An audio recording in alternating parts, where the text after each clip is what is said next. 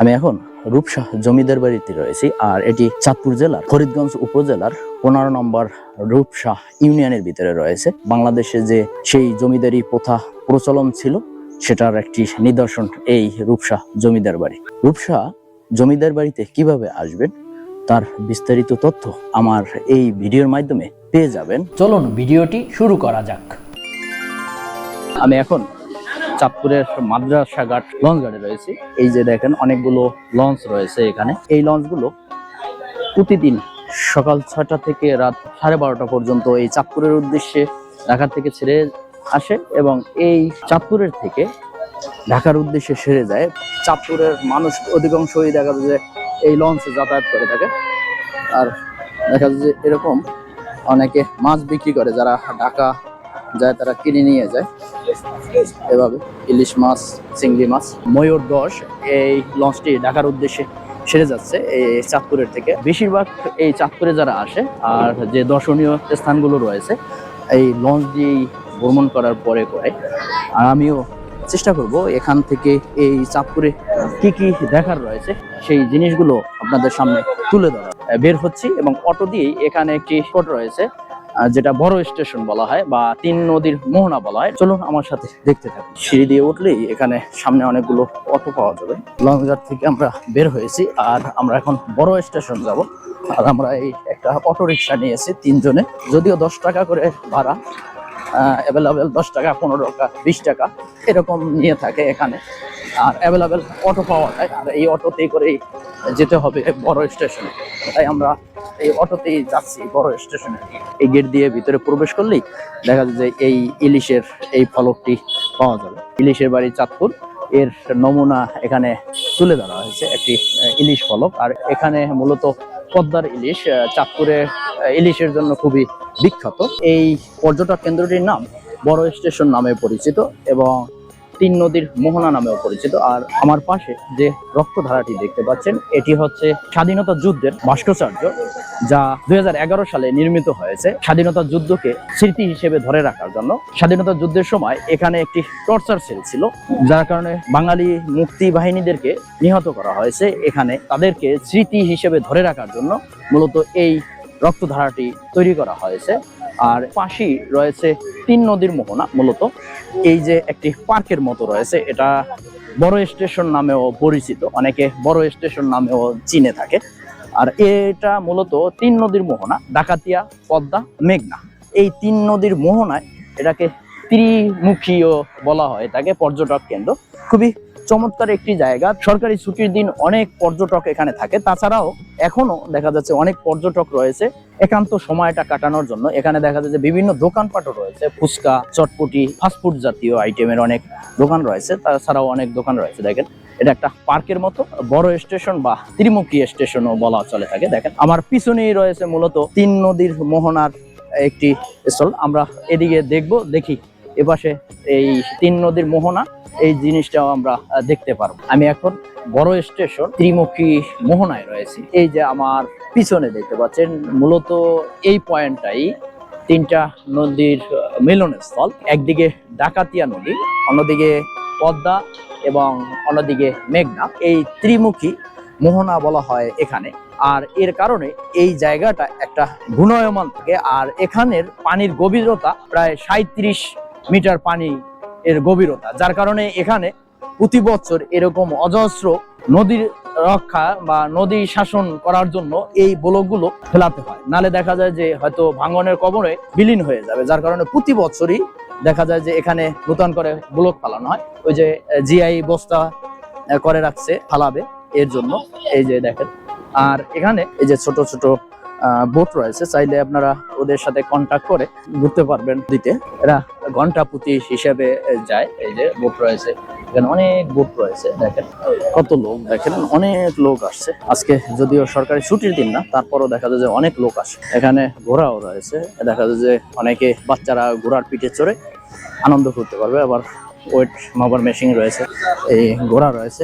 বড় স্টেশন বা 3 নদীর মোহনায় প্রায় 1 ঘন্টার মতো সময় অতিবাহিত। এবার যাওয়ার পালা। আমরা হাঁটতে হাঁটতে আবার গেটের কাছে চলে আসি। আর এখানেই পাওয়া যায় অটোরিক্সা। একটি অটোরিক্সা দরদাম করে উঠে পড়ি। আর আমরা যাব অঙ্গীকার মঠের সামনে, যা এখান থেকে 1 থেকে 1.5 কিলোমিটার দূরে মাত্র। আমাদের অটোরিকশা চলতেছে, চলতে চলতে চলে আসে বাইতুল আমান চত্বরের সামনে। আর এখান থেকে হাতের ডান পাশ ধরে আমাদের গাড়িটি যাচ্ছে অঙ্গীকার মঠের দিকে। অঙ্গীকার মঠ আর স্বাধীনতা যুদ্ধের অন্যতম একটি নিদর্শন হচ্ছে এই অঙ্গীকার মঠ। শহরের একেবারে প্রাণকেন্দ্রেই রয়েছে মূলত এই অঙ্গীকার মঠটি। হাসান আলী সরকারি বিশ্ববিদ্যালয়ের পাশেই রয়েছে এই অঙ্গীকার মঠ। 1971 সালের স্বাধীনতা যুদ্ধকে স্মরণে করে রাখার জন্য 1989 খ্রিস্টাব্দে এই অঙ্গীকার মঠটি নির্মাণ করা হয়। ঢাকা বিশ্ববিদ্যালয়ের প্রফেসর আব্দুল খালিদ এই মঠটি নির্মাণ করেন। স্বাধীনতা স্মৃতিকে ধরে রাখার জন্য মূলত এই স্তম্ভটি তৈরি করা হয়। পুরের ভিতরে যে কয়টি দর্শনীয় স্থান রয়েছে তার ভিতরে এটাও একটি স্থান। অললেস মোড়ে যাচ্ছি, অটোতে ভাড়া নিয়ে থাকে 20 থেকে 30 টাকা অললেস মোড় পর্যন্ত। সামনেই আমরা চলে আসছি, এখানে দেখা যাচ্ছে হাজীগঞ্জ সামনে, কুমিল্লার সামনে, বামে ফরিদগঞ্জ এবং লক্ষ্মীপুর। আর আমরা এই ফরিদগঞ্জ এবং লক্ষ্মীপুরের যে রোডটি রয়েছে এটিতেই যাব। অললেস মোড় পর্যন্ত আসার পরে এখানে সরাসরি চলে গেছে কুমিল্লা এবং হাজীগঞ্জের দিকে। আর এর হাতের ডান পাশে যে সড়কটি রয়েছে এই সড়কটি দিয়ে রায়পুর এবং লক্ষ্মীপুর, ফরিদগঞ্জ এদিকে যাওয়া যায়। অটোরিকশা রয়েছে, আমি অটোরিকশা বা সিএনজি যেটায় যেতে চাই সেভাবেই আমি যেতে পারবো।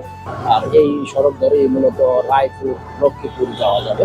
এখানে দৃশ্যটা খুবই চমৎকার। আর এই সামনেই রয়েছে ব্রিজ, এই হচ্ছে মূলত চাঁদপুর ব্রিজটি ডাকাতিয়া নদীর উপরে। আমি এই সড়কটি ধরে কলেজ মোড় থেকে চলে আসছি, 15 মিনিটের মতো আসছি। 7 কিলোমিটার পথ। এই হাতের বাম পাশে রয়েছে এই টুবগি। এই টুবগি নামার পরে এখানে অটোরিকশা রয়েছে, এই যে দাঁড়িয়ে রয়েছে অটোরিকশা। এই অটোরিকশা ধরে আমাদের এখান থেকে 2 থেকে 2.5 কিলোমিটার ভিতরে লোহাগড় মঠ যেতে হবে। আর আমরা প্রথমেই যাচ্ছি লোহাগড় মঠ।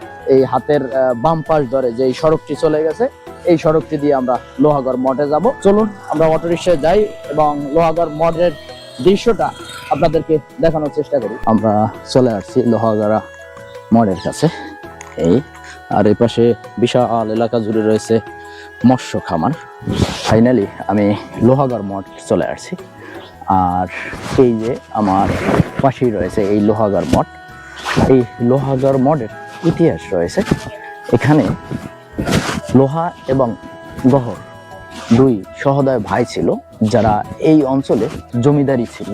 খুবই অত্যাচারী শাসক ছিল, এর প্রমাণ এখানে বহন করে। অনেক অত্যাচার করতো নাকি এই সব অঞ্চলে। তাদের স্মৃতিকে ধরে রাখার জন্য মূলত এই মঠগুলো তৈরি করেছে। আর ধারণা করা হয় এর ভিতরেই নাকি তাদেরকে সমাহিত করা হয়েছে, এরকমও এই স্থানীয় লোক সূত্রে তারা বলতেছে। ইতিহাস ও ঐতিহ্যের ধারক এবং বাহক এই লোহাগড় মঠ কালের সাক্ষী হয়ে দাঁড়িয়ে রয়েছে, মাথা উঁচু করে। দেখেন টিয়া পাখির বাসা রয়েছে এটার ভিতরে। আর ওই মাথায় নাকি একসময় স্বর্ণের বল থাকতো। এখানে ইতিহাস লেখাও রয়েছে।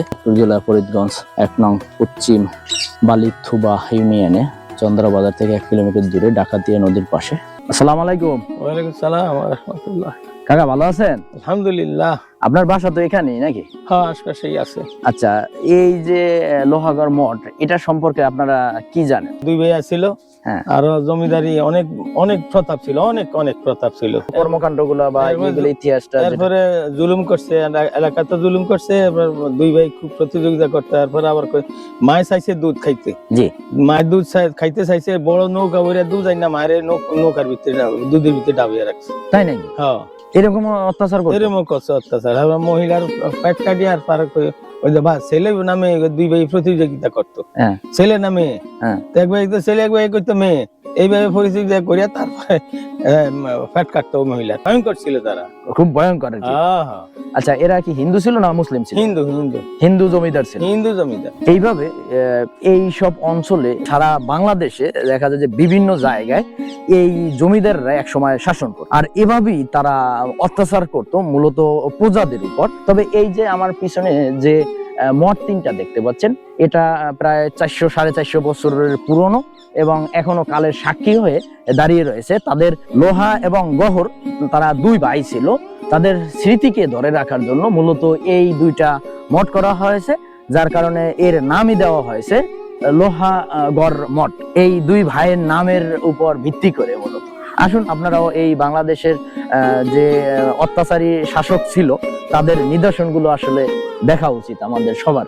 আমরা এই লোহাগড় মঠে কিছুটা সময় অতিবাহিত করি। এই লোহাগড় মঠের পাশেই এই যে জমিদার, তাদের একটা বাড়িও রয়েছে এখানে, জমিদার বাড়ি। যদিও এটা ভেঙে গেছে, তারপরও আমরা চেষ্টা করব ওই দৃশ্যটাও ধারণ করার জন্য। অত্যাচারী যার বাড়িটা যদি এখন ধ্বংস আবার শেষে দেখতে পাবো, তারপর আমরা একটু দেখি, চেষ্টা করি তাদেরও একটু দেখে আসি। এই কাকাকে নিয়ে সেই রাজবাড়িটাও আমরা একটু দেখব। এদিকে আমরা লোহাগড় মঠটি দেখে আসছি, আর লোহাগড় রাজবাড়িটি রয়েছে 5 থেকে 700 ফুট উত্তর পাশে। এই যে এখানে রয়েছে, আমরা এই বাড়ির ভিতরে প্রবেশ করব। এখানে ভিতরে কি রয়েছে সেটাও কি আপনাদেরকে দেখানোর চেষ্টা করব। হাঁটতে হাঁটতে দেখা যায় যে এই যে একটা বাড়ি রয়েছে, দেখা যাচ্ছে জরাজীর্ণ অবস্থায় পড়ে রয়েছে ঘরটা। এটা মূলত এই রাজবাড়ির একটা নিদর্শন বহন করতেছে এখানে। আর ভিতরেও রয়েছে সেটা যদিও জরাজীর্ণ হয়ে পড়ে রয়েছে, এখন আর দেখার মতো তেমন কিছু নেই, শুধু লোহাগড় মঠ দুইটাই বেশি দেখা যায়। এই যে দেখেন কি অবস্থা, 3 তলা বিল্ডিং মূলত। চলুন কাকা আমরা সামনের দিকে যাই, দেখি সামনের দিকে আরো কি রয়েছে। দেখতে পাচ্ছি এখানে একটা মন্দিরের মতো, এটা ভিতরে পূজা আশ্রা করার জন্য মূলত এই ঘরটি করে রয়েছে। দেবদেবীর মূর্তি রয়েছে ভিতরে। এই কাকার সাথে আরো সামনের দিকে যাচ্ছি। যান কাকা, সামনে আটেন। কাকা আমাদেরকে নিয়ে আসছে এবং দেখাচ্ছে এই রাজবাড়িটি। তবে এই সেই যুগে এই সব বাড়িঘরগুলো যে কেমনে করেছে সেটা আমাদের আসলে বোধগম্য নয়, কারণ ওই সময় ইট ছিল না, পাথর ছিল না, সিমেন্ট ছিল না। তারপরও তারা কিভাবে যে করছে এই সব অট্টালিকা তা বলা বাহুল্য। দেখেন এখনো কালের সাক্ষী হয়ে দাঁড়িয়ে রয়েছে, প্রায় 400-450 বছর পুরাতন এই সব বাড়িঘরগুলো দেখেন। আর তারা যে কত শৌখিন ছিল তার নিদর্শন কিন্তু এখনো বহন করে। আমরা লোহাগড় মঠ এবং লোহাগড় জমিদার বাড়িটি দেখে আবার আমরা এই তুবগি চলে যাব। একটি অটোতে এসেছিলাম এবং অন্য আরেকটি অটোতে করে আবার সেই তুবগি চলে যাব। আর এখানের ভাড়া 20 টাকা করে নেয় স্থানীয় যে এই অটোরিকশাই বলা যায়। মঠ এবং লোহাগড় জমিদার বাড়ি দেখে আমরা আবার এই তুবগি যে মোড় বলা হয় থাকে, এখান থেকে আমরা এখন পূর্ব দিকে ফরিদগঞ্জ যাব। এখান থেকে 7-8 কিলোমিটার পরেই পাবো আমরা ফরিদগঞ্জ। 20 থেকে 30 টাকা আমাদের কাছ থেকে সিএনজি ভাড়া নেবে, আর আমরা সিএনজির জন্য অপেক্ষা করতেছি এবং সিএনজি দিয়ে চলে যাব এই ফরিদগঞ্জের দিকে। আমরা এদিকে তুবগি থেকে সিএনজিতে করে আমরা এই ফরিদগঞ্জ চলে আসছি। আর এখানে নামার পরে এখানে অনেকগুলো সিএনজি রয়েছে, দেখা যাচ্ছে এই যে পাশে এরা ডাকতেছে রূপসী রূপসী। এই গাড়িতে করেই আমাদেরকে রূপসা যেতে হবে। আর রূপসা বাজারের পাশেই রয়েছে মূলত রূপসা জমিদার বাড়িটি। আমরা এই সিএনজিতে করে চলে যাব রূপসা এবং এরপরে জমিদার বাড়ি। বাজার থেকে আমরা রূপসার দিকে যাচ্ছি। আর এই বাজার থেকে মাত্র 4 থেকে 4.5 কিলোমিটার দূরেই রয়েছে রূপসা জমিদার বাড়িটি। 10 থেকে 15 মিনিট সময় লাগবে। ফরিদগঞ্জ বাজার থেকে মাত্র 15 মিনিটের ভিতরে 30 টাকার বিনিময়ে সিএনজিতে করে আমরা চলে আসছি রূপসা বাজারে। আর এই যে দেখেন গ্রামীণ বাজার, তো নিত্য প্রয়োজনীয় জিনিসপত্র বিক্রি করতেছে। দেখেন হাতের ডান পাশে মূলত এই রূপসা জমিদার বাড়ির গেটটি রয়েছে। এর ভিতরে প্রবেশ করব। এখানে একটি গেট বিশাল আকারে, এই যে আমার হাতের ডান পাশে এই যে রূপসা জমিদার বাড়ি, এটা হচ্ছে প্রবেশ গেট এবং প্রবেশদ্বার। এর হাতের বাম পাশেই দেখতে পাচ্ছি একটা পারিবারিক কবরস্থান কারুকার্য করে তৈরি করে রাখা হয়েছে। দেখেন পারিবারিক কবরস্থান এবং জমিদার আমলে যারা মৃত্যুবরণ করছে তাদের মৃতদেহ এখানেই দাপন করা হয়েছে। আর এই পাশেই রয়েছে একটা মসজিদ, হাতের ডান পাশে মসজিদ এবং বাম পাশে মূলত কবরস্থান। গেট দিয়ে ভিতরে প্রবেশ করার পরে পাওয়া যাবে এই দিঘি। দেখেন সানবান্ধার ঘাট করা রয়েছে, বিশাল এলাকা জুড়ে রয়েছে এই দিঘিটি। আমি এখন রয়েছি রূপসা জমিদার বাড়ি একেবারে প্রধান ফটকে। এই যে আমার পাশেই দেখতে পাচ্ছেন সেই ঐতিহ্যবাহী জমিদার বাড়ি, যা 250 বছরের পুরনো। আহমদ রাজা চৌধুরী এই জমিদারি ব্রিটিশদের কাছ থেকে ক্রয় করার মাধ্যমে সে মালিকানা হয়ে থাকেন। তার জমিদারি চাঁদপুর, লক্ষ্মীপুর, নোয়াখালী বিস্তীর্ণ ছিল, এখান থেকেই তারা পরিচালনা করত। এই যে অনেক বিশাল এলাকা জুড়ে রয়েছে এটা, এবং খুবই চমৎকার ভাবে কালের সাক্ষী হয়ে দাঁড়িয়ে রয়েছে রূপসা জমিদার বাড়ি কাছারিঘর। দেখেন এই টিনের ঘর এখনো সেই আমলের টিনের ঘর পড়ে রয়েছে। এটা ভাবা যায় যে 250-300 বছর আগের ঘর এখনো এভাবেই রয়েছে। আর ওপাশেও দেখতে পাচ্ছি ঘর রয়েছে, এই টিনের ঘর এখনো রয়েছে কালের সাক্ষী হয়ে দাঁড়িয়ে। ভিতরে প্রবেশ করব এবং দেখব যে এটার ভিতরে সেই আমলের আসবাবপত্রগুলো এখনো কালের সাক্ষী হয়ে দাঁড়িয়ে রয়েছে। এটা ভিতরে অংশ এখনো যে শোয়ার ঘর দেখেন, প্রাচীন জিনিস এবং পুরাতন এগুলো সব, যদিও রং করা হয়েছে তারপরে এগুলো কিন্তু পুরাতন ঘর ভিতরের অংশ, যদিও এখন সংস্কার করা হয়েছে যার কারণে একটু নতুন নতুন মনে হচ্ছে। লোকজন বসবাস করে থাকে এই রূপসা জমিদার বাড়িতে, এখানে অনেক লোক রয়েছে আমরা দেখতে পান।